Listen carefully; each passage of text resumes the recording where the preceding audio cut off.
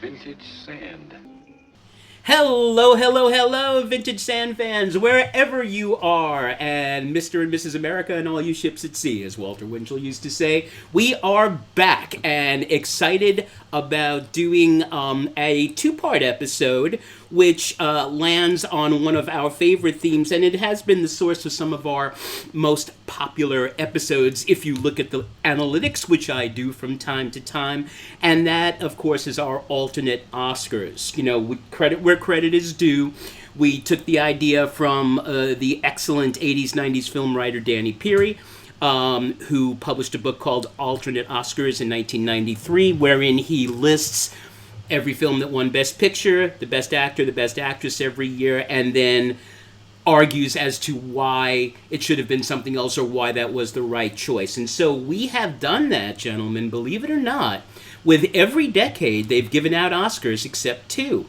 We haven't done the 2000 teens, which we'll have to do as our last one, and this one, which we knew was going to take more than one part, so we are ready to attack with knives sharpened and fangs bared.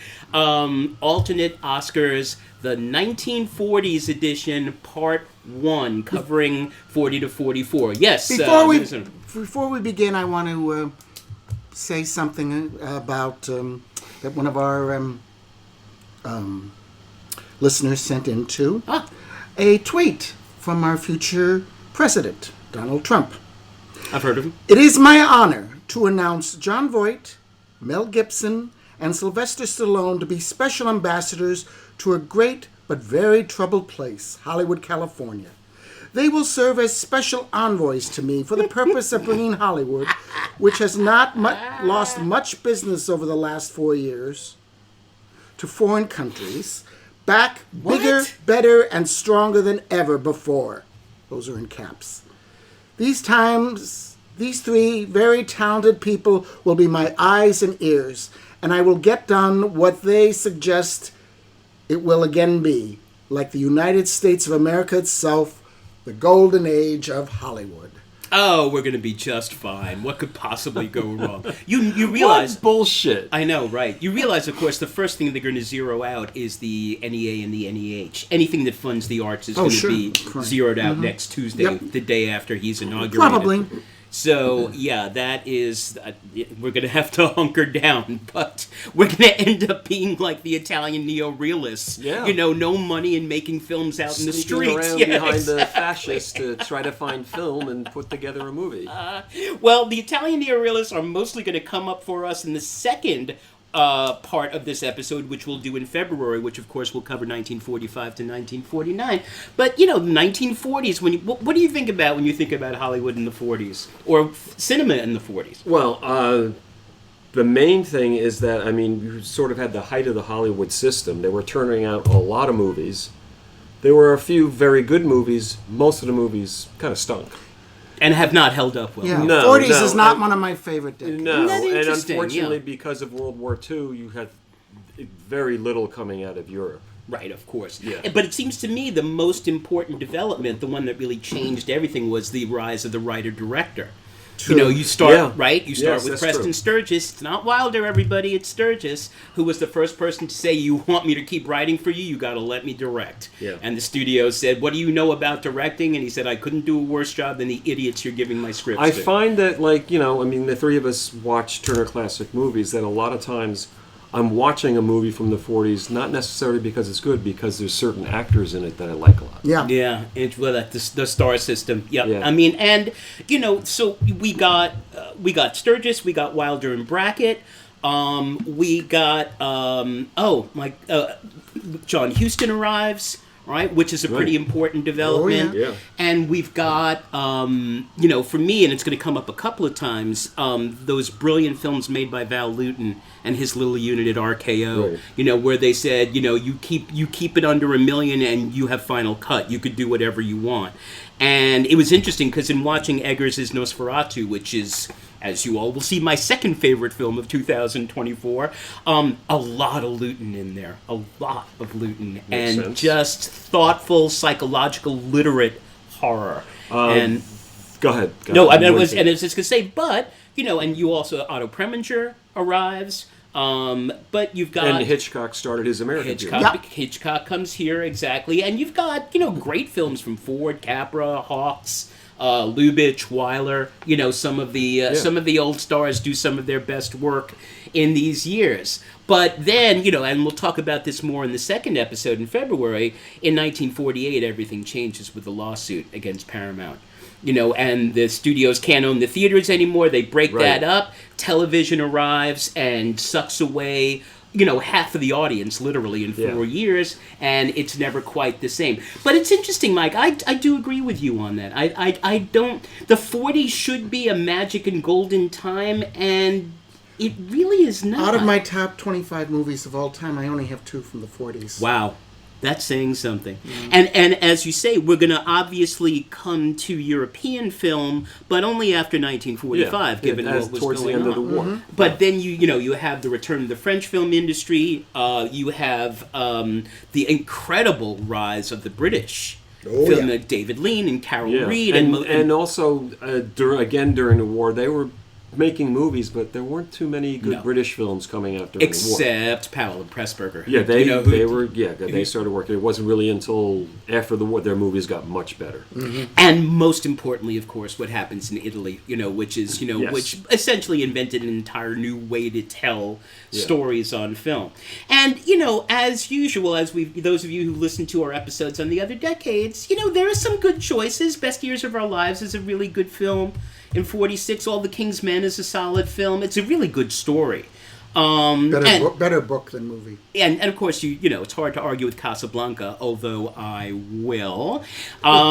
Some prestige head scratchers there, too.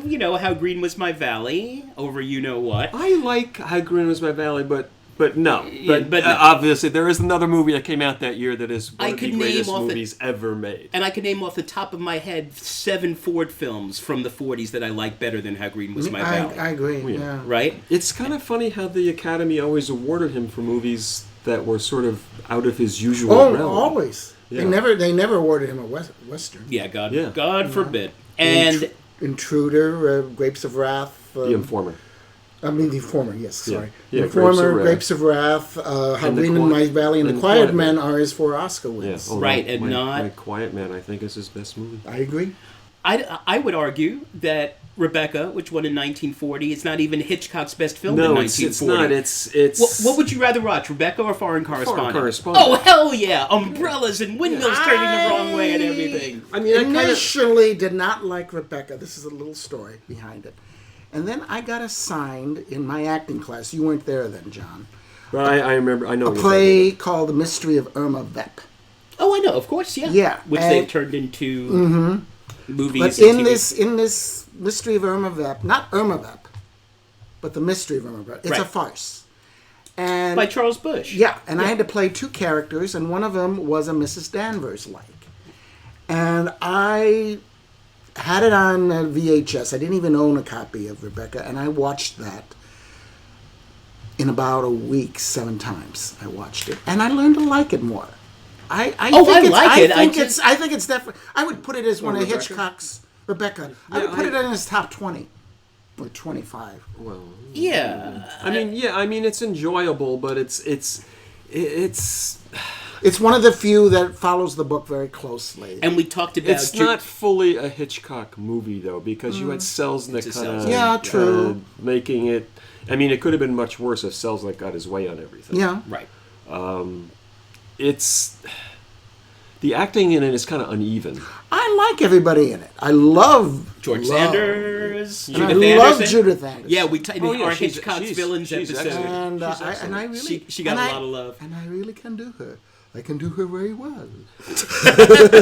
So if you're looking for a Judith Anderson impersonator for your next party, please let us know a team. Foreign Correspondent is more a Hitchcock movie. Oh my God, True. it's so much fun. It's a lot of fun. So much fun. Even Lorraine Day is good, for God's sakes, which is almost miraculous. Do you want the other nominees? No, so I was just going to say that, and even the horrible choices, like Going My Way in 44, Gentleman's Agreement in 47, when we did the 30s, they chose film after film in the 30s that were just not that good, but were atrocious. The Cimarrons and Cavalcades and Life of Emile Zola's and Great Ziegfelds. Yeah, so the 40s, at least, they did better. But yeah, let's start at the beginning, which seems an appropriate place to start, with 1940 and Hitchcock's first American film.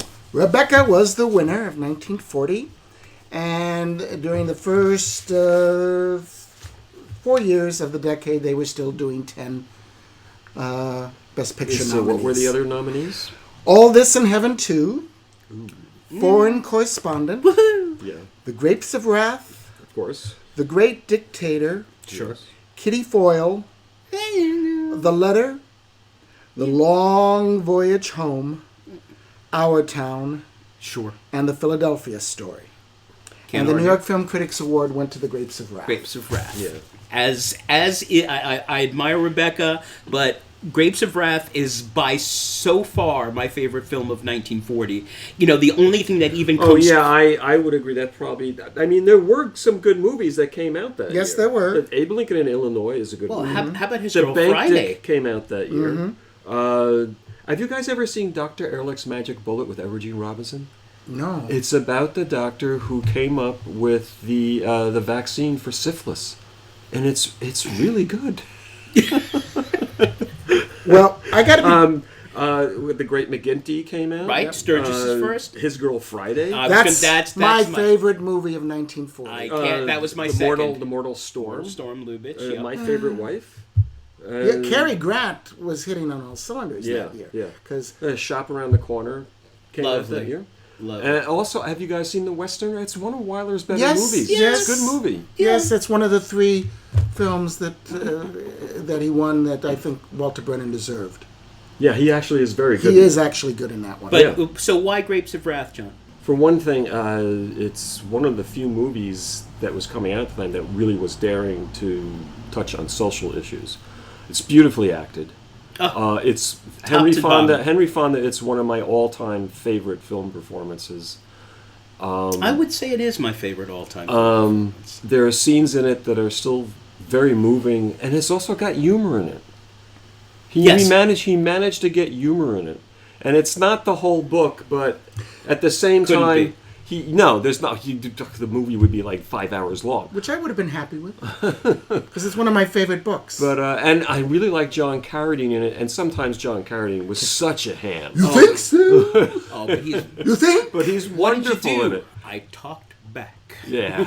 Right? You gotta learn like I did, Tom. Dude, he's the fella I was telling you about. Oh my God, I loved Casey. Oh my God. Well, yeah. I do like The Grapes of Wrath, but it's not my favorite. It isn't even my favorite of the nominees. My favorite of the nominees is The Letter. I knew you Sure were enough. Yeah, and it's I think maybe second or third favorite William Wyler film. But my favorite movie of that decade, of that year, is His Girl Friday. Yeah, Absolutely. And I gotta explain. Absolutely. That's probably my close second. Me too, exactly, John. I gotta explain a little weird thing that happened with me. As I think I told you in a previous episode, that was one of 2 plays that got me really interested in theater. The revival Page with Robert Ryan and Helen Hayes. Loved it. And for years, I avoided the movie. I hated the thought of Hildy Johnson being a woman. And I'm not, and never have been, a fan of Rosalind Russell. This is her one... She's really good. She's great. I don't know Hawks. I don't know what Hawks did to get her to... I don't know. Yeah. But Even in a decent movie like The Women, I think she's terrible in it. But anyway... Finally, I saw it. I can't remember when. It was either in college or maybe it was on TV. You told me I had to see it. And I said, oh, this is really, really good. And about 5-6 years ago, there was a revival of The Front Page with a miscast Nathan Lane and John Slattery. They were both miscast. Nathan Lane was just not right Yeah. for Walter Burns. For Walter, no. And Slattery was way too old to be playing. It was a good production. Oh, yeah. But I just sat there going, God, this is long. And I think I now prefer the movie. Yeah. Well, and the dial. I mean, is if a Martian came down and said, "What is this thing you call screwball comedy?" As much as I love Holiday, as much as I love and Bringing Up Baby and some of the others, I would show His Girl Friday. Actually, I would probably show Bringing Up Baby before that. I don't consider Holiday a screwball comedy. No, I guess all. not. Yeah, but one thing Hawks does in His Girl Friday, and he does it so effortlessly. Because obviously the movie is a comedy, and like you're talking about, like it's rapid fire. No room to breathe. But at the same time, the issues are like really serious. And there's that one little scene with Rosalind Russell and John Quaylen where he flips it all of a sudden, and it's straightly serious, but you don't feel like it's preachy or awkward or anything like that, and he flips right back into the comedy, and it just works so beautifully. Yep, Hawks had a very good decade, but Grapes by a tiny bit. And although I'm the one who's always going on and on and on and on about how animated films should not be included in the films we talk about, Pinocchio. No. Fantasia? You bet. Fantasia. I'm sorry. I mean, pure abstraction, and it was a little too high for the low brows and a little too low for the high brows. It's and people, a little uneven, but there's still some of it is just still amazing. It's breathtaking, even to see that on a small screen. It's still, but separating animated film. But I just felt I had to give Fantasia a mention. And Grapes is that there are so many moments, so many beautiful lines. Just the moment for me, and Ford was never a showy director, is Ma and the Earrings. Yes. Jane Darwell. Oh, That's it's so beautiful. That's the best scene in the film, I think. I mean, and in the end, you see that smile drain away from her face slowly as she remembers she's not in those times, but she does put the earrings in her pocket and takes them with her in the hope that better times. That character is always hopeful. She's always like pushing everybody forward. Always. We're the people and we keep a coming, Pa. Yeah, exactly. And I do like Grapes of Wrath a lot. Unfortunately, I was studying the book, having the book at the same time I saw the movie. I was reading the book in 11th grade, and then I saw the movie, and it was just like, and I've since seen it several times, and it's like, it is a very good movie. It's probably as good a movie as they could have made it from that book.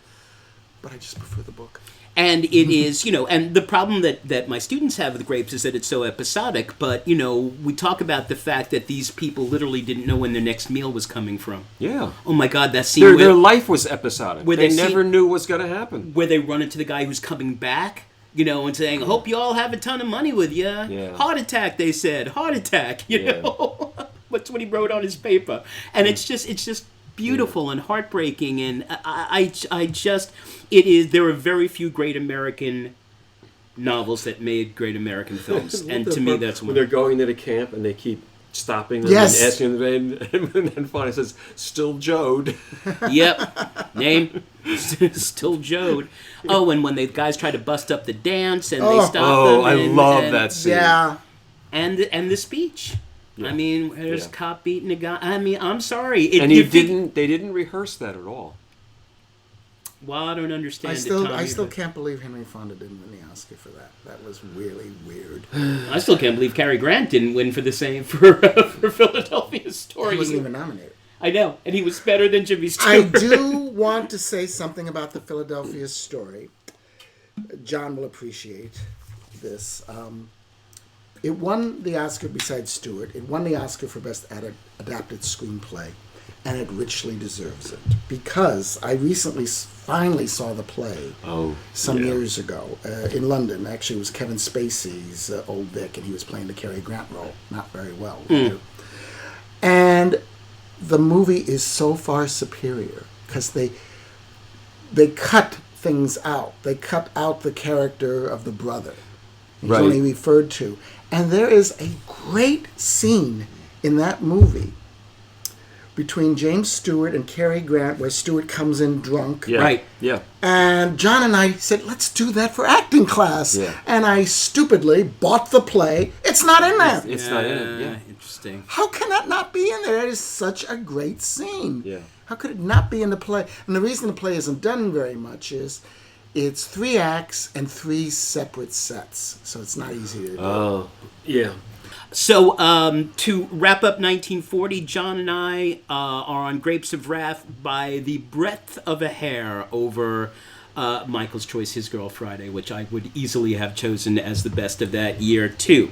And, speaking of writer-directors, now let's head into 1941, the year that young whippersnapper from the Mercury Theater came out with his first film. Yeah, but, and as solid and lovely as How Green Was My Valley was, and it's unfortunate that it's it's funny, there's a band I love from Scotland called Teenage Fan Club, and their album that came out in 91, Bandwagon-esque, is hated by everyone, even though it's one of the loveliest albums I own, because it's the album that beat Nirvana. For never mind, for best, and that's How Green Was My Valley. Like, this is the film that beat Citizen Kane, really? It was the safer choice. Yeah, I mean, and they weren't going to give anything to it. Still, they were in the nominees. There were 2 films that I would have easily, besides Citizen Kane, that I would easily have picked over How Green Was My Valley. Yeah. The other nominees were Blossoms in the Dust. That's not one of them. Ooh. Citizen Kane. Heard of it? Here Comes Mr. Jordan. Lovely. Hold Back the Dawn. The Little Foxes. Sure. The Maltese Falcon. Absolutely. One Foot in Heaven. Sergeant York. And one of, I think, the weakest Hitchcock movies. Suspicion. Absolutely. I really dislike Suspicion. Just the glowing glass of milk. That's all I like. I think Grant is really good in Until Suspicion. the last 3 minutes. Yeah, that ending was forced They on forced him. it. And he looked like he hated doing it. Yeah, you can kind of tell he just kind of like lost interest. It doesn't bother me too much, really. Me. I think Nigel Bruce is very good in it. Yeah. But it's And Fontaine certainly did not deserve. No. I would have given it. I would easily have given her the Rebecca Oscar for Rebecca over Ginger Rogers. I don't like Fontaine in it. Oh, I think she's good. I disagree. I think she's very No, very in good. Suspicion. I mean. Oh, Suspicion? No. Yeah. No, it's ridiculous. But I do. Besides Citizen Kane, which we'll talk about, of course, I also do like The Little Foxes. I like The Little Foxes a lot, yeah. It's one of the best adaptations of a play. I just recently saw a horrible revival in London of it. Ooh. It was done in the 60s for some bizarre reason. I have no idea. They didn't change a word. Made no sense. And I love The Maltese Falcon. Oh, how could you not? I think that is a totally great movie. I'm convinced the reason Mary Astor won the Oscar that year for The Great Lie for supporting actress was because of her work in The Maltese Falcon. By God, you're a character, sir. I love that line. I mean, she's great. She's great in. He was, and Green Street was so nervous making Yes. that movie because it was his first movie, and they all keep telling, "No, you're great." In it. I mean, Mary Astor was fine in The Great Lie. Good performance. Terrible movie. Yeah, I've But seen it. It's it's not. But she's so good in that, and Peter Lorre is so good, and Gladys George is so good. Elijah Cook, even. And Elijah Cook. And, Ulmer, the Gunsel. And why can't I think of the name of the secretary who's great? The woman who plays Effie? Yeah. I don't remember her. Oh, I know. Yeah. Fact checker! Yeah, Look because at that fact checker. Because Come on, she was in the George Siegel takeoff. She came. The Blackbird. The Blackbird. Yeah, She's in that, that's right. and she's hilarious. And considering that's Houston's first film as a director, Oh, that's my God. that's pretty assured. That's not It a was bad assured. debut. And don't forget Walter Houston and his cameo. Right, Captain Jacoby. Yes. Carrying the dingus What can I as think She's in Vertigo. She's a bit part in Vertigo. How can I not think of her name? Lee. It's Lee something. Lee Patrick? And Lee Patrick, I think. We had Preston Sturges. Right, I was going to say we have Sullivan's Travels, which I think is before Bong Joon-ho and Woody Allen's later '70s films, or maybe even Crimes and Misdemeanors, maybe the perfect film at doing the impossible of changing tone so radically. It's hilarious, it's terrifying, it's moving. It's those scenes where Sullivan is locked away, and no one knows who he is in the prison farm in Georgia was just awful.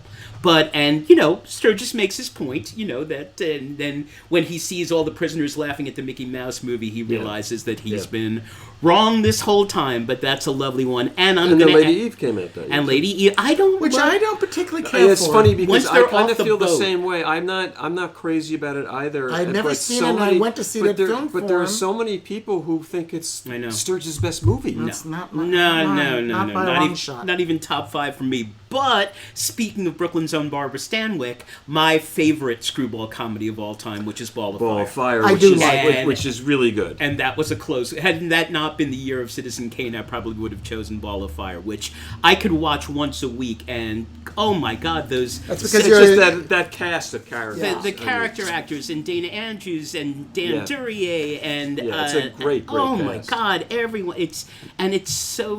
It's just perfect. It's just a perfect Yeah, film. And if you've no, never it's- seen Hawks directed it, and again, like His Girl Friday, it moves boom, rapid fire, boom, boom, boom. It's because the guys, they're all professors. So So shall that's we why I talk love about it. why we think Citizen Kane is a great movie? We've talked a lot. Revolutionary is the word. I mean, Toland was using deep focus already, but not like that. right, and I want to point out that the reason Wells chose Toland as a cinematographer was because of Toland's work on Grapes of Wrath. He was like, I want that guy. Yeah, and Long Voyage Home Yeah. and some other movies. Exactly. You saw the use of deep focus because you wanted to be able to create a situation where he could have the actor do those long takes and have the actors be relaxed.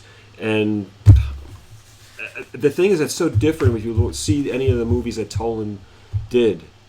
In Kane, it's more like all the visuals are used to express character and subtext. You don't have that in the other movies that Toland was doing. And yet, although the women don't get treated I don't really love Emily, and I certainly don't love Susie, but Susie I is... do. You like... And her performance? I think she's very good, and I don't know why she didn't have a career. Yeah. She I was really really the think only she's person who very, didn't. very good. I don't get that. And I mean, where do we begin with that? It's a film that we've all seen at least couple of dozen times, and I never get tired. Never No, tire never. of it. Every time it's at a theater, I always go. It's revolutionary, and you just think, my God, what did people make of And this again, in it's 1941? one of those movies that obviously is dealing with very serious subject matter, but is so entertaining and so much humor in it and wit. There is a man, a certain man. Who is that man? I love that song. I'll bet you 5 you're not alive if you don't know his name. Such a party. Oh, I should add, New York Film Critics Award did give Citizen Kane. Yeah, and Best you picture. know, I Who did understand. they give Best Actor that year? The New York Film I Critics. don't know. I'm It just wasn't curious. Wells. It wasn't Wells. I didn't. Yeah, I was just I could look it curious. up. But to our audience, if you're listening to this, you've seen Citizen Kane. But if you haven't seen it in a while, try. Whenever I show it to my students, I'm always really stressed. Try to put it out of your mind that everyone says this is, quote, the greatest film ever made, unquote, and just enjoy it for what it is. As Yeah. you say, John, it's entertaining, it's brilliant, it's painful, it's moving, I mean, it's not flawless, but my God, there really I think was it's flawless. There was film before Citizen Kane, and there was film after Citizen Yeah. Kane. That is a Although clear you can marking make point. the argument it didn't, because it was sort of shelved for a while, it didn't begin to really influence people until maybe 10 years after it came out. Right, and it is worth all the praise that has been heaped on it, and for me, it not only has it not aged a minute, it feels No, even not at more all. modern every time I see Yeah. it. Definitely. And you know, my moment is... And I don't care what Pauline Kael says. Oh, Paul, for God's sake. She likes it. Yeah, She but just- she had that silly argument Yeah, well, about that was Good ridiculous. I Lord. agree. that damaged her reputation just a little bit. But, my moment is Bernstein and The Girl on the Ferry in 1896. And so much. You could write a novel about that moment, about that life that he did. And they've told films it with his reflection in the desk, the other Bernstein. Yeah. So that other life he might have lived had he maybe gone and talked to the girl on the ferry in 1896. It's just beautiful. Yeah. It's just beautiful. So that goes with all three of us are on the Citizen Kane bandwagon, and welcome to Hollywood, Orson Welles. Although, of course, as we know, he was not treated so well, especially his 1942 film. So that's right. Moving to 1942, listen, I totally understand why Mrs. Miniver won. I mean, I get it. Oh, it's something. I mean, for what it is, it's very well done, but it's pure propaganda. Yeah, that's what that's what it's all about. Greg Arson's and really given good. the context, yes. Well, and that's why I'm such a big fan of the Branagh Henry V, the Olivier in 44, cuts out the interesting parts of the play that question the nature of war and question whether this kind of slaughter is justified. And Olivier, it being 1944, sensibly cuts that all out and just shows the patriotic parts. Right. But so here are the other nominees: The Invaders, also known as The 49th Parallel, which is a good movie. Oh, yeah. with Olivier in Canada. So now wait a minute. That's Powell 42 Pressburger, right? because it came out in 41. I think. This is It may have been California. that's probably what it is. Oh, Because I actually had wrote that down from 1941. The brutality of the Nazis at the end of that. Right, I remember. yeah. Wow, yeah, That's a great good movie. film. It's a good movie, yeah.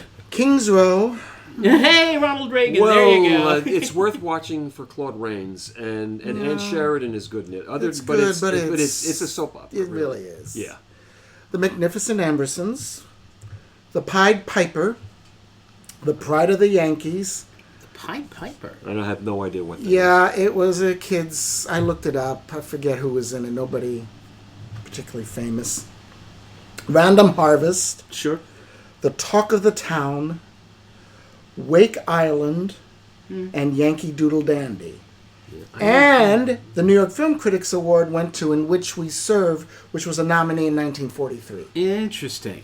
Yeah, because In Which We Serve came out in 42. Yeah. I mean, It was a pretty influential British movie Yeah, when it came but it out. didn't open in California apparently until 43. I mean, Yankee Doodle Dandy is not a great film. No. It is a great performance, though. It's good. magnetic. Yeah, I mean, he's very good in it. I'm a Yankee Doodle Dandy. Yeah. So, Talk of the Town is good. It's good. To Be or Not to Be came out that year. right, that I figured you guys were going Lubitsch. I figured you guys No, which I I'm liked a going. I'm lot. going. My favorite is for that year is The Palm Beach Story. Yes, me too. All right, Mike, we agree on something. It must mean the Ice Age is coming or something. You guys have seen Tales of Manhattan, haven't you? Yes. Yes. Yeah, it's fun. It's fun. So I know even because it's separate stories, but a couple of the stories are great. But as good as Sullivan's Travels, as good as the later ones like Morgan's Creek and Hail the Conquering Hero are, I think Palm Beach Story has me laughing from absolutely start to absolute finish. I just want someone around me like Toto who says "neats" all the time. And I've said this before, Needs Toto. and I've said this Sausage before. King. It makes me feel very bad that Mary Astor never did a film with Hawks. Oh, Because she is God, so she's funny, so and she good. never really got to use her dramatic chops in any other thing. and that whole the Ale and Quail Club on the train, and it's just, I mean, the device of the twins is, sorry for the spoiler alert, is deliberately artificial. And how good is Rudy Valley? Yeah. Who would have thought to cast Rudy Valley in that part? I know. I mean, he's amazing. Yeah, he's really good in it. Just amazing. He's really good in it. So There were some good comedies that came out that year, though. Larceny Incorporated. Yeah, I love Larceny Incorporated.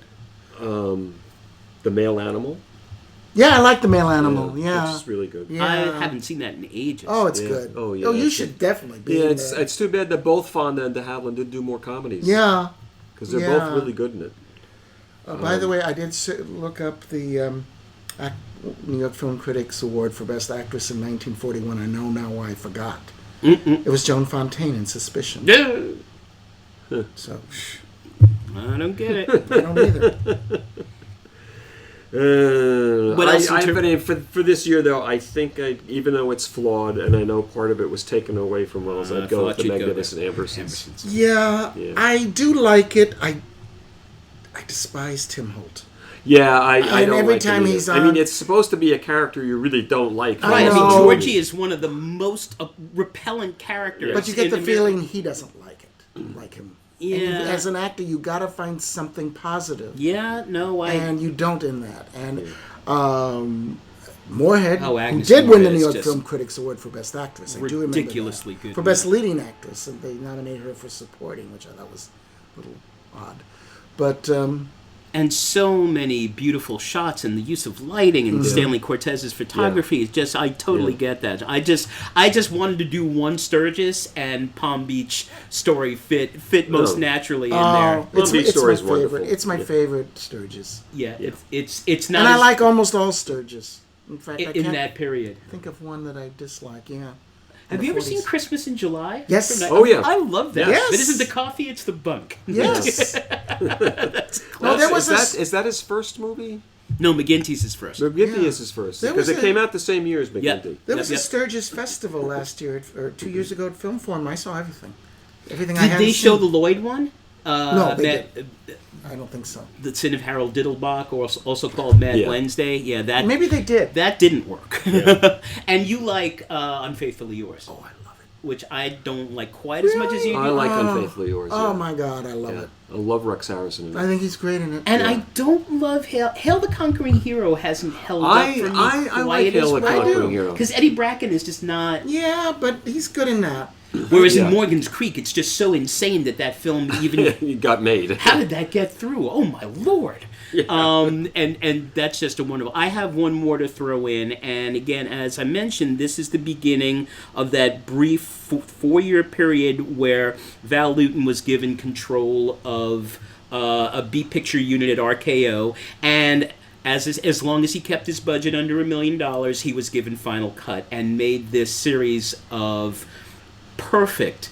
He basically invented the psychological horror film because he couldn't be graphic, he couldn't show anything, Yeah. and the first of those movies was Cat People, Yes. which is 42, Yeah. and there are moments in Cat People. There are.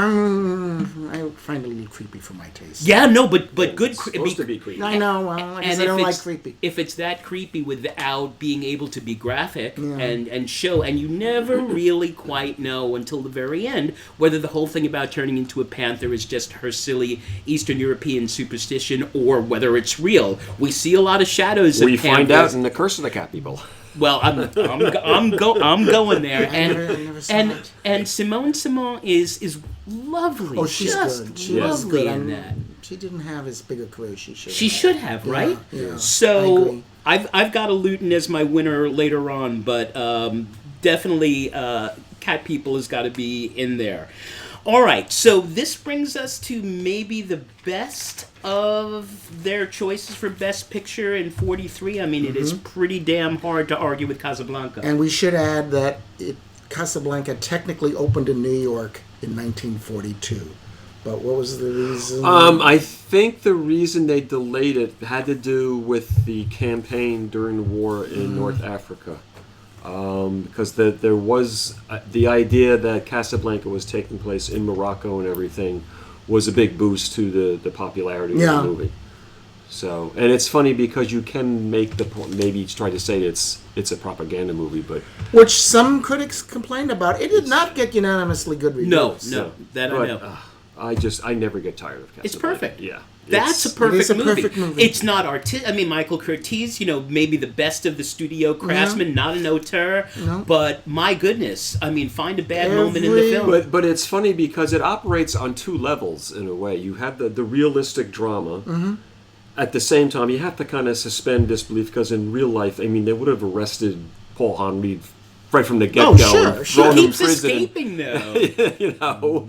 And also the romance part. It's almost sort of a critique of the corny romantic movie, but it works so well, and there's so much wit. They have so much chemistry, Yeah. and apparently, so many.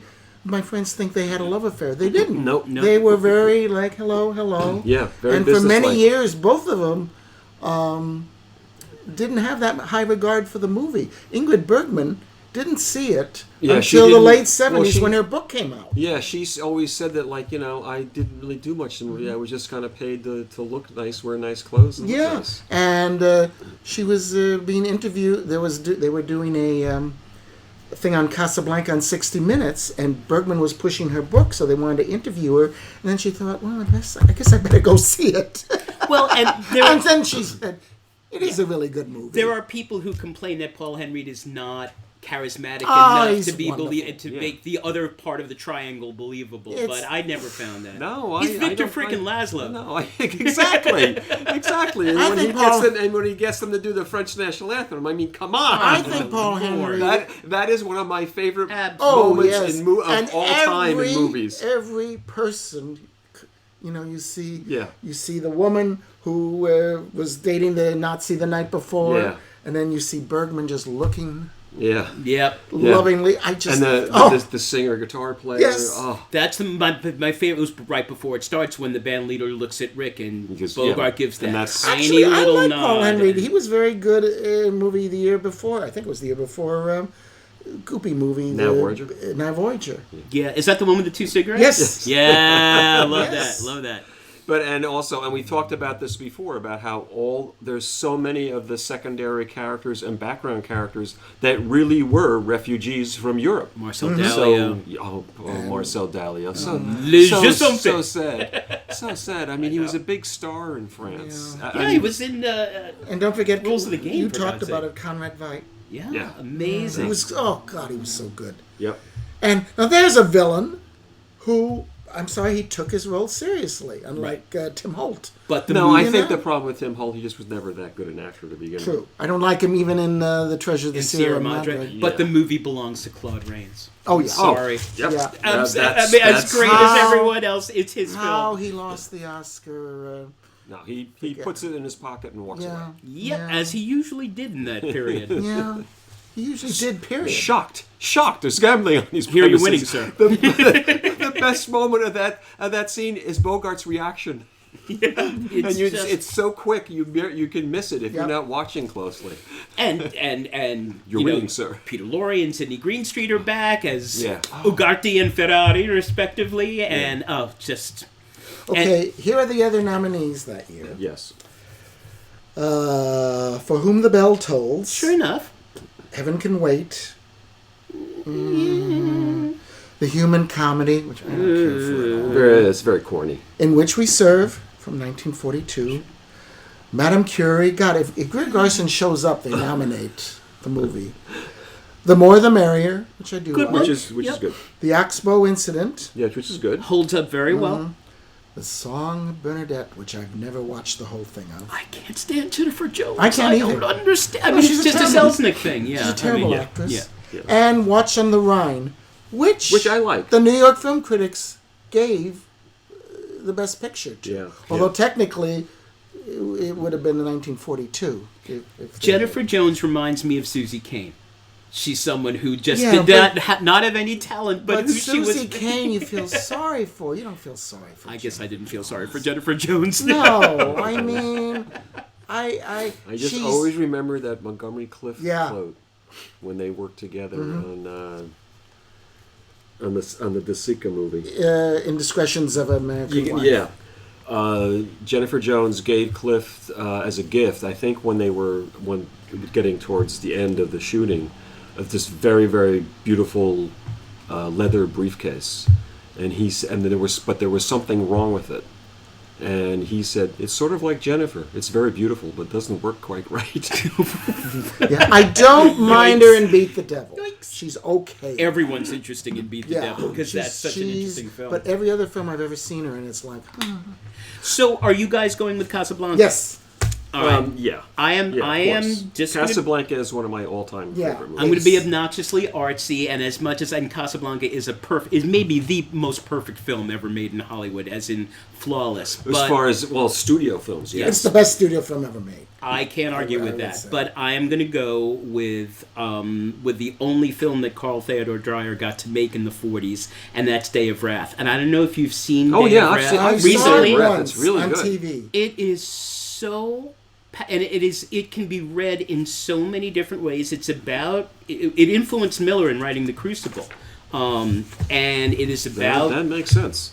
And like the end of Ordette, which is his only film in the 50s, where the young man claiming to be Jesus turns out to have life-giving power, and you're like, wait, what? Here, it's about witch hunts and witch hunts and witch hunts and living under this kind of fascist. Yeah. I like I said before we start, I don't know how the hell he got it made. No idea. But in the end, and it's a spoiler alert, but too bad. And in the end, the young woman who is accused of witchcraft is a witch. Yeah, it loses a lot on TV. Right. No, you have. I've never seen it at the theater. I was reading Jonathan Rosenbaum's piece on it, and he was saying that for most of its time, it was not available on really terrible prints, and the sound was bad. And when Criterion put it out, that's the way to see it. It's a long time ago. That's a movie that used to show quite often at the old Theater 80 St. Mark's. Oh, Theater 80 St. Mark's, a moment of silence. Yeah. For the smelliest theater in New York. Oh, who cares? They had that blue lit bar, and it was by Biddo Honey or something. But they showed good movies. Oh my God, great programming. I love What is them. that now? That building. It was a. I know. The Pearl Theater. Pearl had it for a while. I don't know if it's there. Anyone's. No. It's not a theater anymore. But I'm curious what it is. So I'm not going to say much more about Day of Wrath, and I'm really not trying to. I don't love Casablanca any less. There is no time in the last 40 years that I've ever been switching the channels and hit Casablanca, and whatever part I'm in, I don't stay and watch till the end. Every single time, you have to stay and watch till the end. But Day of Wrath, John, as you say, given the conditions under which it was made and giving how Dreyer's portrayal of our paranoia, especially under the fascist regime, God, the scene where they burn the old woman as a witch is one of the most upsetting and disturbing moments in all of film. And so just to get the name, I remember when we did 33, you put in for The Testament of Dr. Mabuse because you wanted people to see it. So that's what I'm doing here. I have no argument whatsoever with Casablanca, but if you can track down Dreyer's Day of Wrath from 43, that is, and got to mention that the Lewton team, and great people in that. It was Mark Robson was in there. Robert Wise directed a few of them. Jacques Tourneur directed the first couple, but 3 brilliant movies in 43. I Walked with a Zombie, and unfortunately the titles were foisted upon him. I Walked with a Zombie is Jane Eyre in Haiti, and it's brilliant. And The Leopard Man, based on a Cornell Woolrich story, and my favorite of the 3, and almost my favorite film of 1943, The Seventh Victim. Oh, I do like The Seventh Victim. Oh, they just showed it on Turner last week. Yeah. My mom saw it, and she said, I watched this really interesting movie about a girl who goes to the city to look for her sister, and she's involved with some Satanists or something. Like, oh my God, you watched The Seventh Victim! Yay! It's amazing. So, 43. We should sort of preface it, by this time, the whole Hollywood system was also, they just cranking out all the war movies to support the war effort. So there was a lot of effort going into these kind of movies, and most of them are not very good. Yeah, they're like Stage Door Canteen or something. Most of them, and this is also in the 50s and even early 60s, my big gripe about war movies in general, where they always cast actors who were way too old. Yeah. Always, until Platoon. Well, and during the war, part of that was because the younger actors were there. Yeah, but after the war, there was no excuse. Yeah, but I mean, in some of the movies now, even though they, in an entertainment way, are still sort of watchable, but like, does anybody believe Cary Grant in Destination Tokyo as a submarine commander with that accent? And he's supposed to be from Oklahoma. Yeah. Yeah, no. I thought that was Ralph Bellamy. That wasn't one of Grant's best performances. So, and I just found out, I just picked it up, that David Thompson, one of our favorite film writers, wrote a book about war and film. Oh, really? Yeah, I started reading it. It's really bad. Oh, okay. Well, it's really not very good. I'll take your word for it. But there you go. So yeah, I mean, you're right. Most of Hollywood's efforts were devoted to the war effort, which made sense. There is a war movie that came out that year, which I mentioned once before when we were talking about underappreciated actresses, and that's Edge of Darkness. Yeah, That's really good.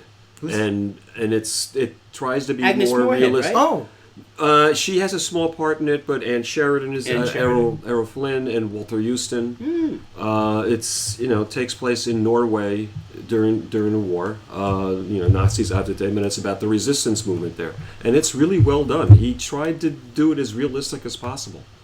Milestone.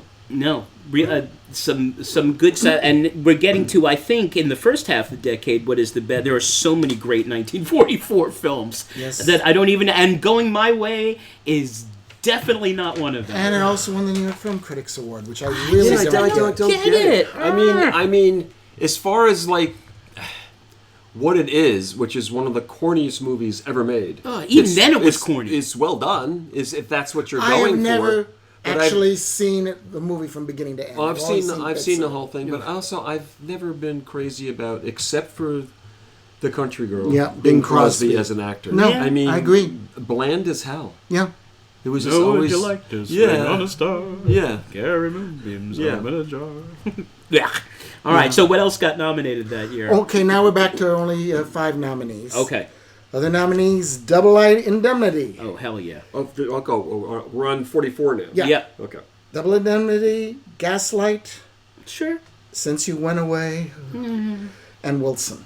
Oh my God. Yeah, Wilson. So I remember a long bad. time ago, I kept seeing Wilson playing on TV at these weird hours.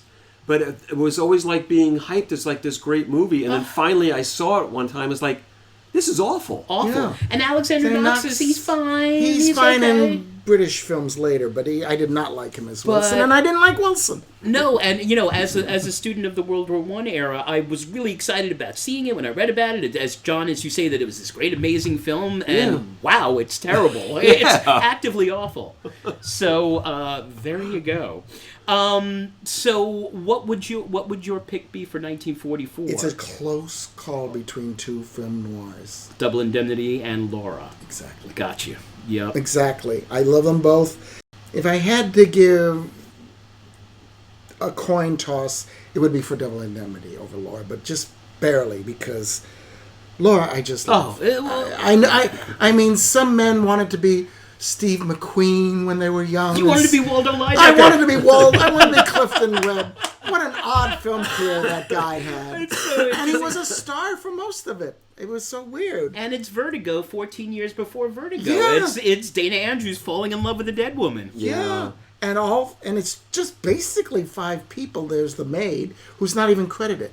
Only 5 people are credited in that movie. And she has a moment, and she's really good. Yeah. And there's Dame Judith again, and Dame Vincent Judith Price and Vincent is Price lovely. is great in it. Dana Andrews is Shelby good. Carpenter. Jean Tierney, I think it's her best work. Oh, She looks by far, because so actually beautiful. I she love was kind Jean of a Tierney. bland actress. Yeah. not hard on the eyes, though, I will Oh, say. She's very pretty. No, and I don't know who were the 5 people nominated for Best Director, but I do know Otto Preminger was nominated as Best Director for Laura for that year.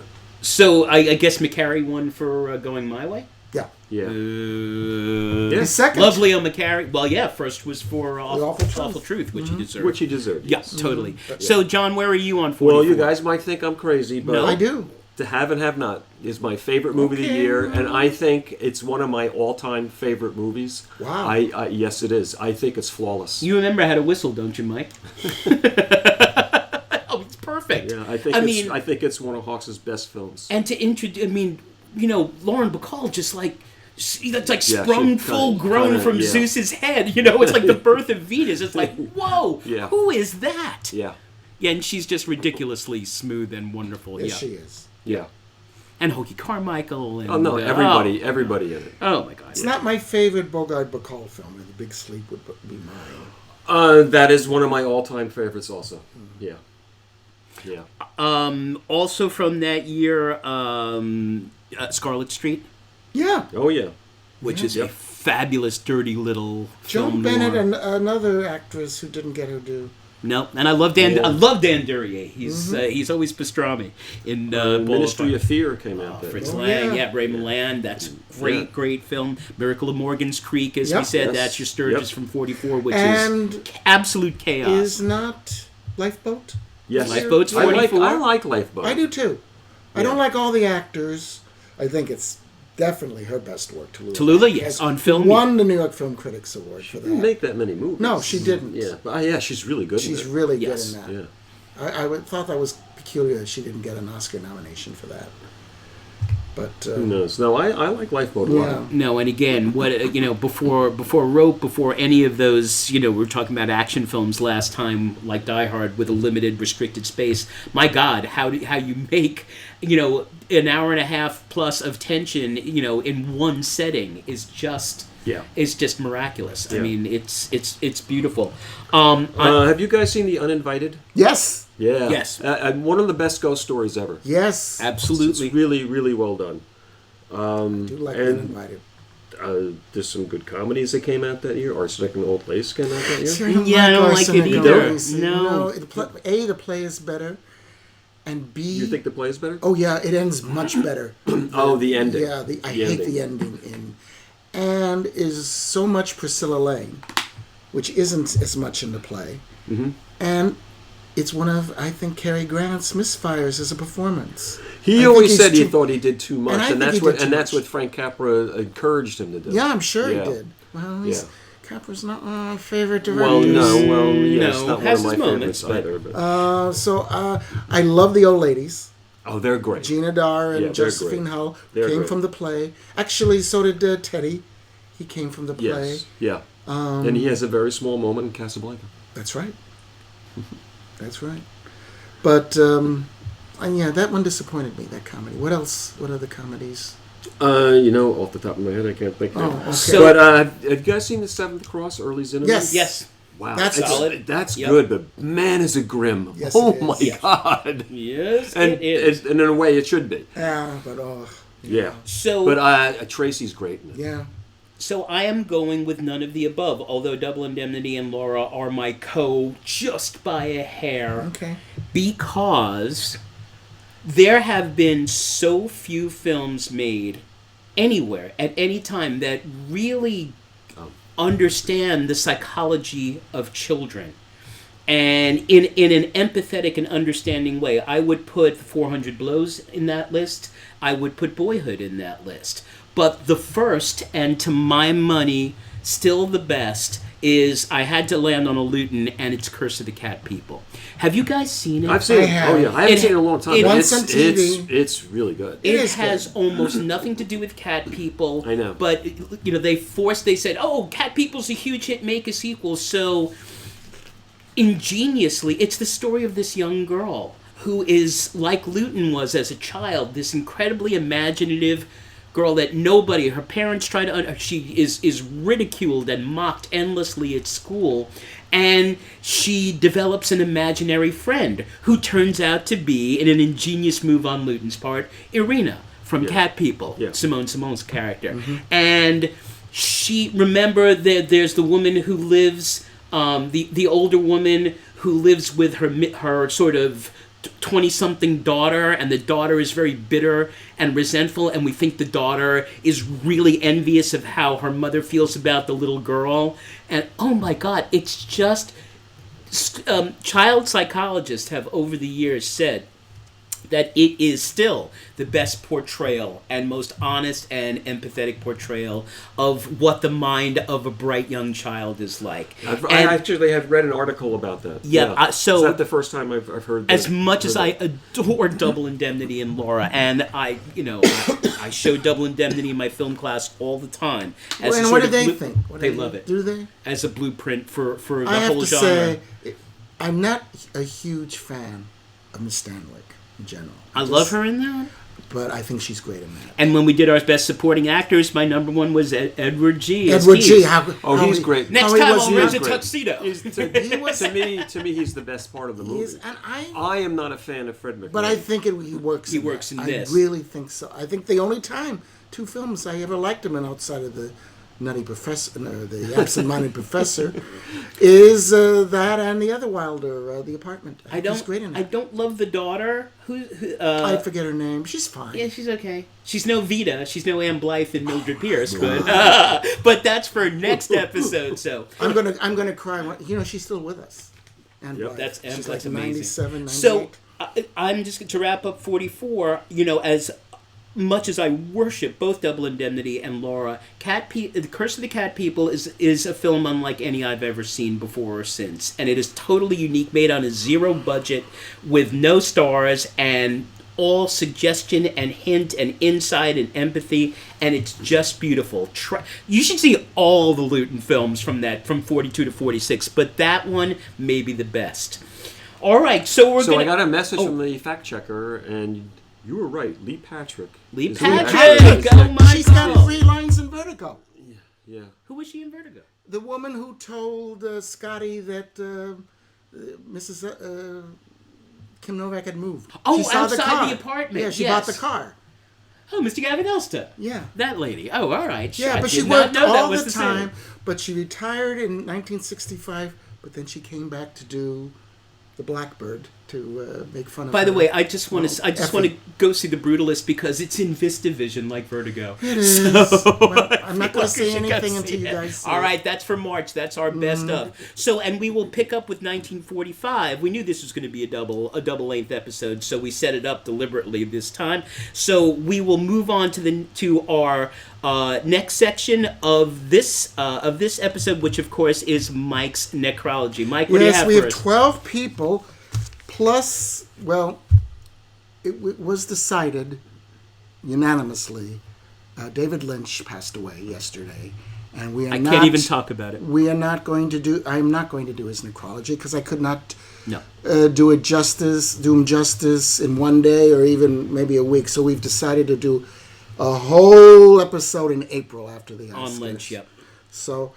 But 12 people I have, plus one that I'm going to say at the beginning, 30 seconds, who wasn't an actress, but she was in the entertainment field. Anita Bryant, 83. Not soon enough. All I'm going to say about her is I'm going to paraphrase Betty Davis, who she once said about somebody she didn't like. I have nothing but good to say about the dead. Anita Bryant is dead. Good.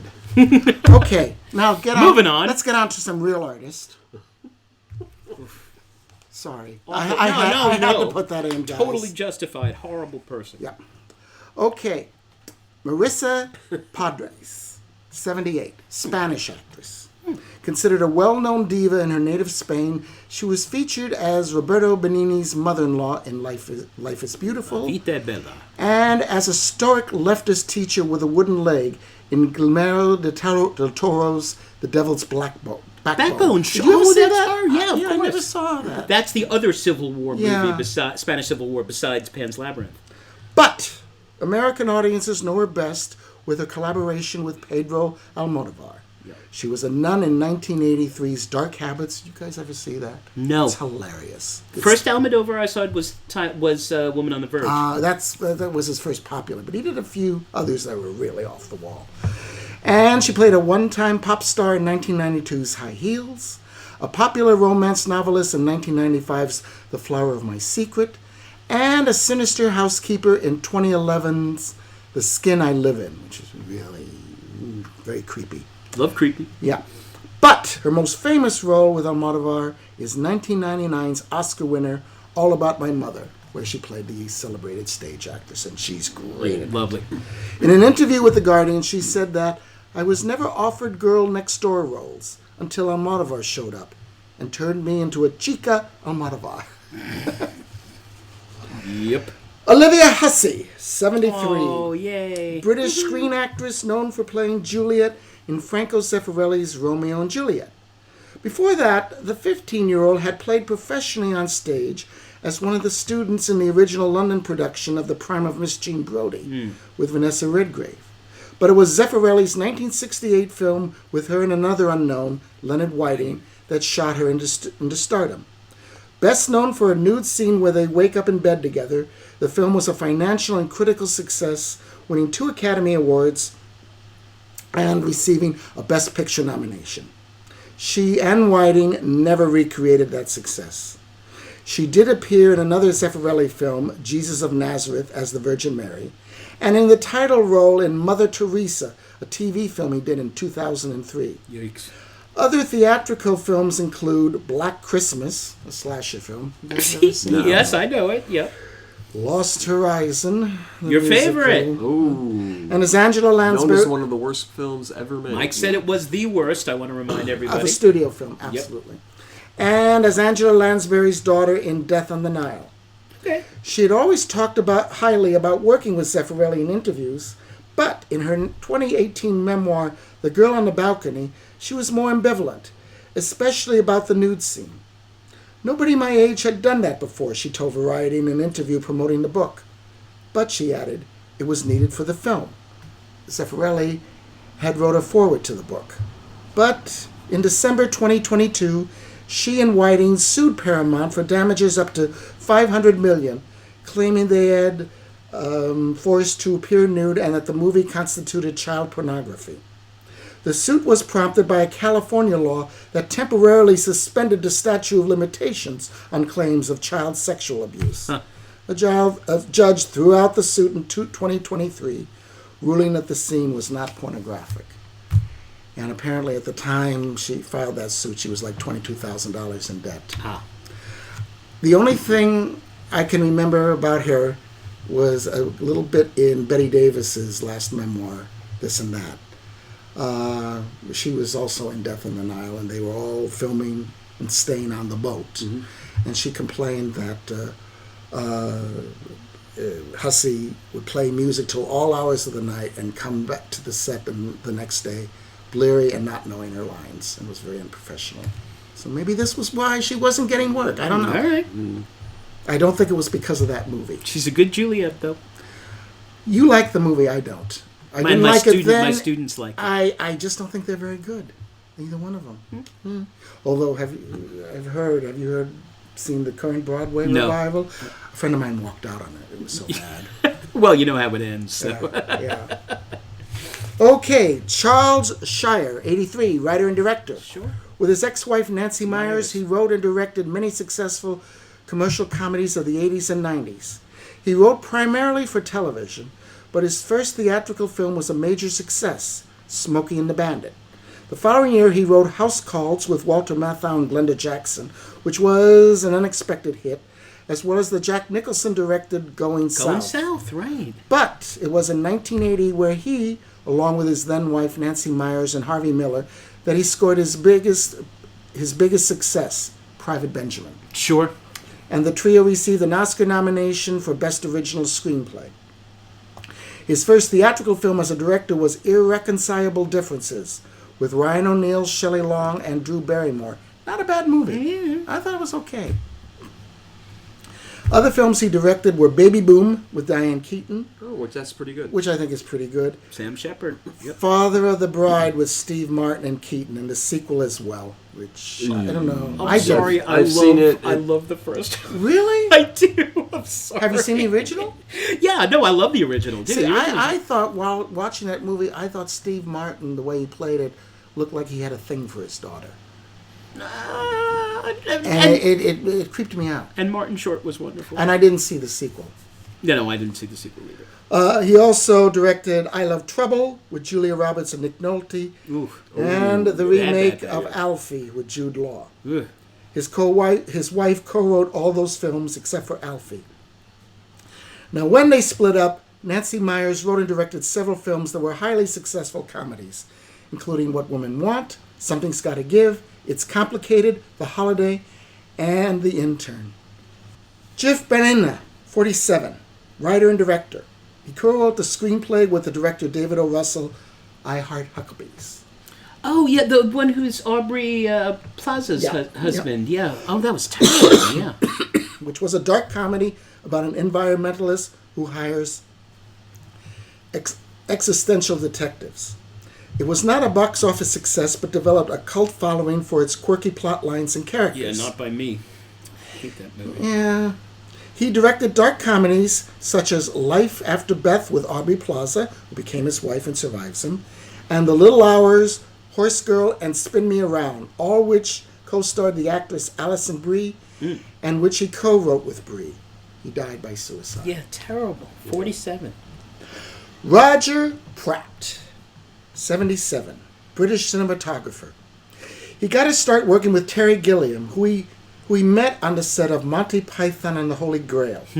Gilliam recalled his first meeting Pratt, who was a clapper loader. Whatever that is. It's a living. We were filming the Bridge of Death sequence and needed a dramatic shot looking up at the bridge with the mountains in the distance. I stuck the camera on the edge of the cliff, but the lens wasn't wide enough. We were a long way from the road and the light was going. It was terrible. Then this guy said, "Just give me a moment." And in a few minutes he had run all the way down the mountain, forded the river, ran up the other side, into the camera truck, grabbed the right lens, and here it was. We stuck it on the camera and got the shot. That was the moment I fell in love with Roger. He photographed Brazil, The Fisher King, and 12 Monkeys for Gilliam. Other credits included Tim Burton's Batman, Chocolat, Iris, Harry Potter and the Chamber of Secrets, Troy, Harry Potter and the Goblet of Fire. In 1999, he received his sole Oscar nomination for Neil Jordan's remake of The End of the Affair. Oh, sure. But that's pretty solid work in there. Yeah. That's a good movie. I do, much better than the original. Oh, yeah. Yeah. Linda Lavin, 87. Actress known for stage and the TV series Alice, which was based on Alice Doesn't Live Here Anymore, which ran 9 seasons from 1976 to 1985. Wow. Kiss my grits. I never watched it. I did. I was a sitcom boy back then when I was little. No, it was considered a good show. She was the recipient of a Tony Award for playing Neil Simon's mother, in Broadway Bound, and had appeared in 17 Broadway shows.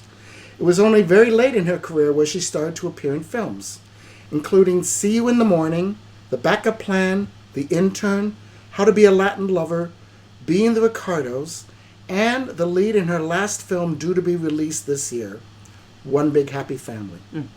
Good stage actor. Really solid. I did like her very much in Broadway Bound, and I remember seeing Anne Bancroft in the TV film of it and thinking, not as good. Claude Jarman Jr., 90, child actor. He was 10 years old when director Clarence Brown came to his 5th grade class in Nashville, randomly looking to scout Southern-born kids for the yearling. Next thing he knew, he was on his way to Hollywood, where he was cast as the lonely son of Gregory Peck and Jane Wyman in the film adaptation of Marjorie Kinnan Rawlings' Pulitzer Prize-winning book. Jarman said it took 2 years to finish the movie because one shot with the deer took 115 takes. Oh boy, oh boy, oh boy. Yeah. Well, they're in the union, so you can't mess with them. So. For the film, Jarman won. They have such an ego. I know, seriously. For the film, Jarman won an honorary juvenile Oscar in 1947. He also appeared in 10 other movies in the late 1940s and 50s, most notably in Clarence Brown's Intruder in the Dust. Have you seen that? No. Yeah, It's quite good. I have seen it. Yeah, it's about 2 teenagers and an elderly woman helping a black man with a defense in a murder trial. And it's actually very good. And he was also in John Ford's Rio Grande as John Wayne's son. Yep. He pretty much left the business after graduating from Vanderbilt University and went into the insurance business, but returned once in 1979 to appear in the TV miniseries Centennial. Okay.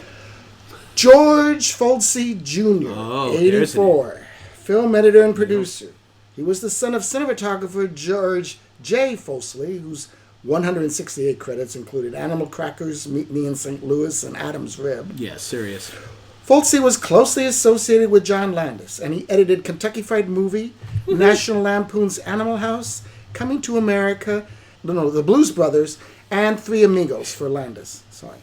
He also served as producer or co-producer for Trading Places, Clue, Michael Jackson's Thriller, Grumpier Old Men, American Werewolf in London, and Twilight Zone, the movie. He was acquitted, along with Landis, of manslaughter pertaining to the deaths of actor Vic Morrow and 2 children involved in a helicopter accident on the set of Twilight Zone, the movie. Unreal. As long as we're on the subject, how was that movie ever even released? There was no way I could have gone. I wanted to see it. I cannot believe they released that after what happened. Money. I mean, Spielberg did one of the big names in it. So. Yeah, but anyway. I know, it's creepy. It is creepy. Phyllis Dalton, 99, British costume designer whose career spanned 50 years. She was a wardrobe assistant for Laurence Olivier's Henry V, and her first full credit was Rob Roy, The Highland Rogue, with Richard Todd and Glynis Johns.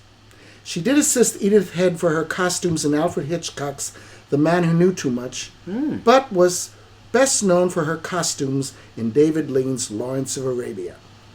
To prepare for the film, Dalton studied T.E. Lawrence's photographs housed in the Imperial War Museum, and even tracked down the original tailor of Lawrence's commander, General Edmund Allenby, then working in a London clothing store. When it came to designing Peter O'Toole's officer uniform, Dalton deliberately made it ill-fitting, ran it through a washing machine to shrink it, creased it, and made his trouser legs too short, thus, in her words, to make him look like a misfit. Yeah. Despite Dalton's perfectionism, she did not receive an Oscar nomination for her work. The film received 10 nominations and won 7, and it caused a minor scandal at the time. David Lean apparently was furious, and he actually... I don't blame him. Yeah, he blamed Sam Spiegel and Columbia. It was made up to her 3 years later when her costumes in David Lean's Dr. Zhivago won her an Academy Award. Fair enough. 27 years later, she won her second Oscar for Kenneth Branagh's Henry V. Hey, yes! Other films included Lord Jim, Oliver, her third Oscar nomination, The Princess Bride, and Branagh's Much Ado About Nothing, her final film. Bob Uecker, 90. Just a bit outside. Mr. Baseball. Professional baseball catcher, sports announcer, and occasional actor. He played undistinguished for 6 seasons with the Milwaukee Brewers, Atlanta Braves, St. Louis Cardinals, and Philadelphia Phillies. But he made himself with his self-deprecating humor and his knowledge of baseball. Quote, I was once named minor league player at of the year. Unfortunately, I'd been in the majors for 2 years at that time. After his retirement, he became the play-by-play voice for the Brewers, starting in 1971 and ended just last year. 53 years. He was also an analyst for ABC Sports and often sparred with Howard Cosell. One night during a game he was calling with Al Michaels and Cosell, Uecker corrected Cosell on a strategic point that was clearly wrong. Yuki, I can't do Cosell. I get your point, but you don't have to be so truculent. You do know what truculent means, don't you? Uecker replied, of course, Howard. If you had a truck and I borrowed it, it would be a truculent. That sounds about right. And he was on Carson all the time. Yeah. Oh, yeah. Carson loved him. He appeared in many TV commercials and was a comic figure on talk show. As an actor, he was a regular on the sitcom Mr. Belvedere. Mr. Belvedere. For ran 5 years. This I didn't know. Terrible. I never watched. Was it a terrible Christopher show? Hewitt, who's Yeah. Roger Debris. Yeah, and, but I never and watched the producers. show because I figured it was a family show. Terrible. And he appeared in all 3 major league films as Harry Doyle. Diminishing Returns. The first one is wonderful. Yeah, Yeah. it is. I like the first one. The first one actually is really good. Okay, these last 2 I had to do in a kind of a hurry because it happened today. Jeanette Schwartz, that's how it's pronounced, Yep. but it's spelled Szwarc, 87. Film and TV director. I'd like to buy a vowel, please. Of his Sorry. of his 80 credits, all but 10 are for TV, films, and episodic TV shows, such as Ironside, Columbo, Jag, and Bones. But of his 10 films, 3 of them are somewhat noteworthy. Supergirl, which I thought was kind of funny. Helen Slater should have been a bigger star. And Faye Dunaway was, I thought, a great villainess in that. Jaws 2, and particularly Somewhere in Time, which is kind of a cult movie. You don't know the movie? Somewhere in Time. Christopher Reeve's and second Mary film, Jane Seymour. Jane Seymour, Yeah. right. I'm thinking, I always get that confused with Time After Time with Malcolm McDowell. And it is the second Christopher Reeve movie after Superman. It was between Superman 1 and 2. Although not successful upon its release, it has developed a cult-like status over the years. There is a society called Insight, the International Network of Somewhere in Time enthusiasts. It's a goopy, time traveling romance, but I know a lot of people who love it. Okay. And time travel to me Did you ever see is usually when a writer is writing something, they get stuck. Oh, time travel, that will always well, but this was the whole movie. I know. Yeah. I have seen it a long time ago. And it's got the luscious John Barry score, which is I constantly. In fact, when I was doing this, I've been hearing the music in my head all day. I've only seen the movie once, but I've heard that music a lot. And then our last is Dame Joan Plowright, 95. Stage, film, and TV actress. She won fame as the daughter of Archie Rice in The Entertainer at the Royal Court Theater in 1957, which at that time, and to a degree still is, considered a bohemian off-Broadway theater in London. Even though there was a 22-year difference in age between Laurence Olivier and her, they fell in love, divorced their then spouses. Olivier was still married to Vivien Leigh. And Olivier and Plowright married in 1961. Dame Joan was in New York at the time, playing the lead in A Taste of Honey on Broadway, where she won a Tony Award for Best Actress. The Entertainer was made into a film in 1960, but though Plowright gained recognition as a distinguished stage actress, she only made 8 films in the next 30 years, theatrical films, until Olivier's death in 1989. Among them were Three Sisters, which Olivier directed, and she played Marcia, Equus for Sidney Lumet, and Britannia Hospital for Lindsay Anderson. You guys ever see that? Yes, when it came out. Yeah, it's a fun film. I have not seen it. Oh, see it. If it ever comes on. I haven't seen it since it came out. After that, after Olivier's death, she was constantly working, including many American films. She played the family matriarch in Barry Levinson's Avalon. Sure. Yep. She was a kindly woman in Italy in Franco Zeffirelli's Tea with Mussolini. And one of my favorites, a murderous mother-in-law in Lawrence Kazan's I Love You to Death. Yeah. What a fun movie. What a funny movie. Yeah. Kevin Kline, Tracy Ullman. Tracy Ullman. That, yeah. My favorite Kenny Reeves movie. Yep. He and William Hurt. Yeah. Oh, yeah. He's got my favorite line in the movie, Deliver Us from Freedom. Yeah. Yeah. People want to see a funny movie. I looked it up. It's available on Amazon Prime, and it's really a lot of fun. At $3.99, it's worth it.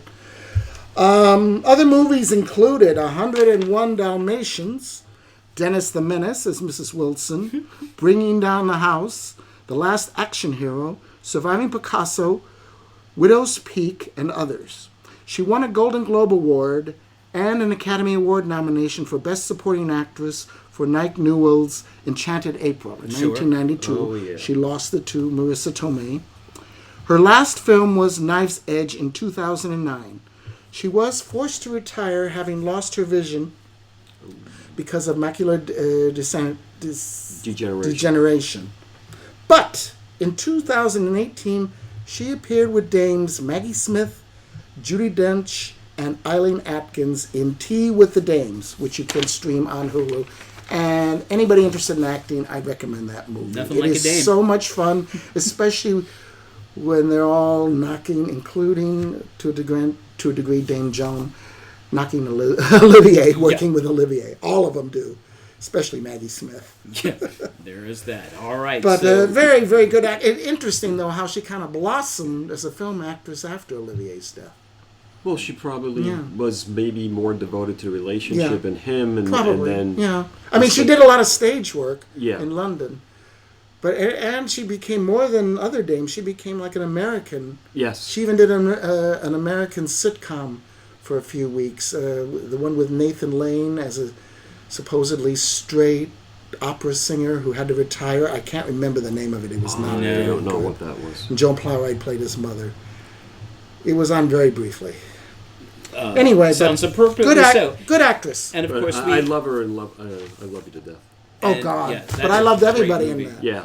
And, of course, we just lost David Lynch yesterday, but as Mike said, we will be devoting an entire episode to the man from another place, as they call him, in April. That's a loss we're still reckoning with.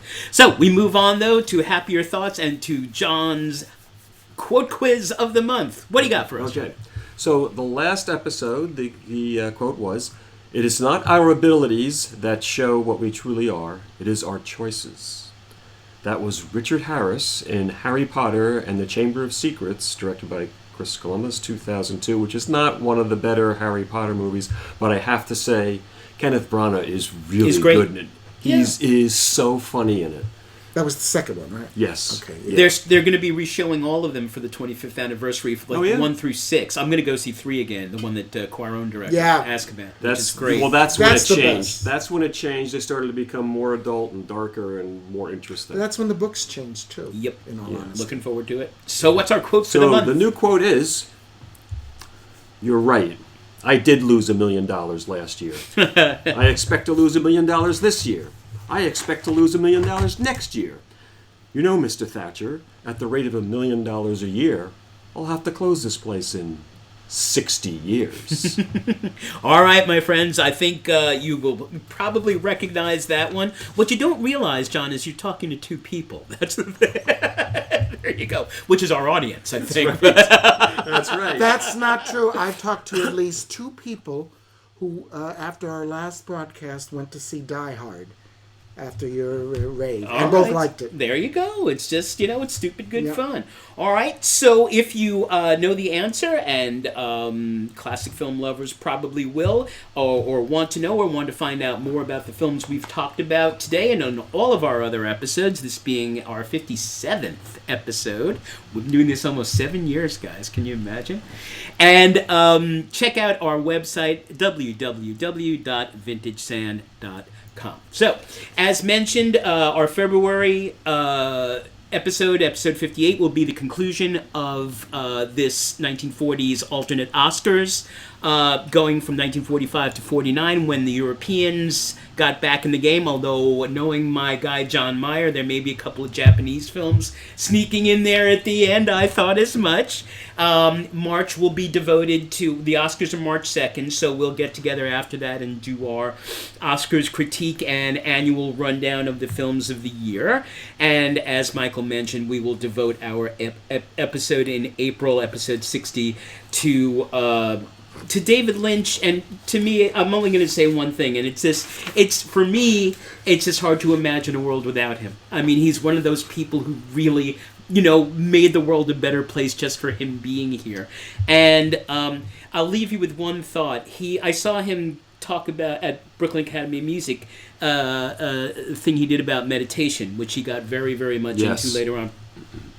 And someone asked him, "David Lynch, what is life like?" And he said, "You know what life is like? Life is like you're sitting in a room and you're putting together a jigsaw puzzle, but all the pieces in the other room, and they float in one at a time. And that's life." And that's David Lynch, our great American surrealist and lovely. So, this is my time to remind y'all that Vintage Sand is now ever and will be a 5 9s and a 4 production. Want to thank Melissa for her technical support, Mama Sue for the use of the hall, and Theo for the ass-kicking logo. Recall, please, that we are now on YouTube, all right, as well as Spotify, Apple Podcasts, and SoundCloud. As I said, check out the website, www.vintagesand.com. Leave us suggestions for episodes and any other comments or questions that you have. We welcome all of that. I wish you all, we wish you all a happy and safe presidential transition. What do you think, guys? I'm hoping he trips on his way to the podium. Yeah, but then you don't want his vice president either. Oh, that's true. Yeah, that's even scarier in some ways. So, between now and then, we will develop a concept of a plan to ensure our most bigly wish for you, and it is a bigly wish, right, guys, that your favorite films will always be streaming, especially your favorite 1940s films. See you in February.